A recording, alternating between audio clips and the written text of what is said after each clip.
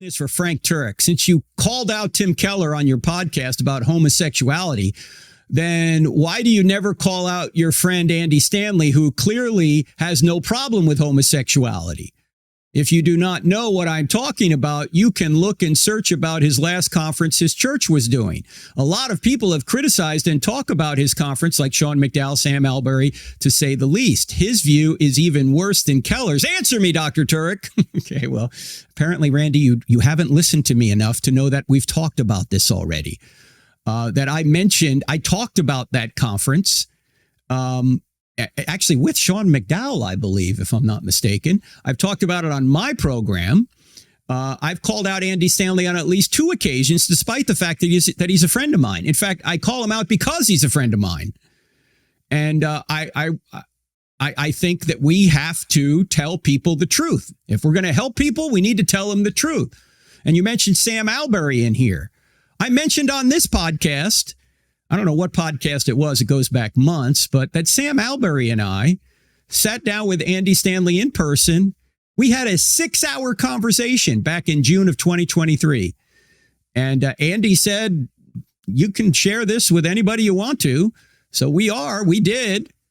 We have had a conversation in person with Andy about these issues, Sam Albury and I.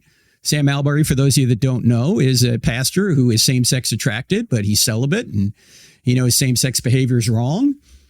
And so we had this conversation with Andy, and he didn't budge on his position. So we said, okay, he's wrong on this issue. I wouldn't go to his church because this is a central issue. He's essentially telling homosexuals that they should stay in a same-sex marriage if they're in one. And if they're not in one, maybe to get in one because it's better than being promiscuous, according to him. Well, this is not biblical at all, ladies and gentlemen. It's going directly against the scriptures.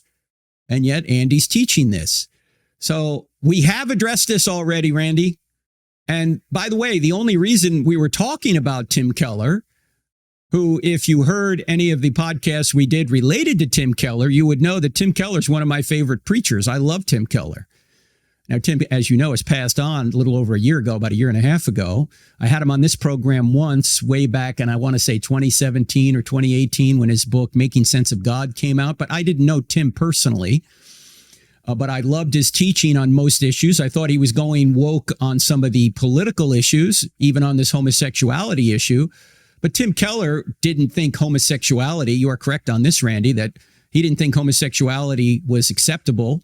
But he was sort of going woke on the political side of it. But the reason we had him on, or we were talking about Tim Keller, was because he was mentioned in Megan Basham's book, Shepherds for Sale. And so he was involved in that conversation. And so I felt it was necessary to address that issue. And what I addressed in the podcast, I believe the podcast was called something like, should we call out pastors or call out shepherds who are teaching wrongly? Should we call out false teachers? And of course, the answer is yes. I mean, that's what the Apostle Paul did over and over again. In fact, almost every book of the New Testament warns against false teachers, and many in the Old Testament do as well. We have to watch our doctrine closely, so we have to call these things out.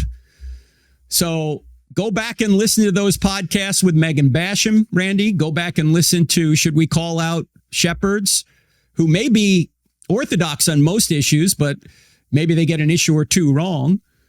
Yes, we should. Now, I think homosexuality is a big issue because you're essentially saying that a known sin isn't sin. And what Paul says in 1 Corinthians 5, you need to expel that person from your church. Everybody's welcome in the church. The only person not welcome in a church is somebody who claims to be a Christian and is teaching that known sin isn't really sin. And that's what happened in 1 Corinthians 5. And Paul said, expel the immoral brother from you. So this has already been dealt with, Randy. And so if you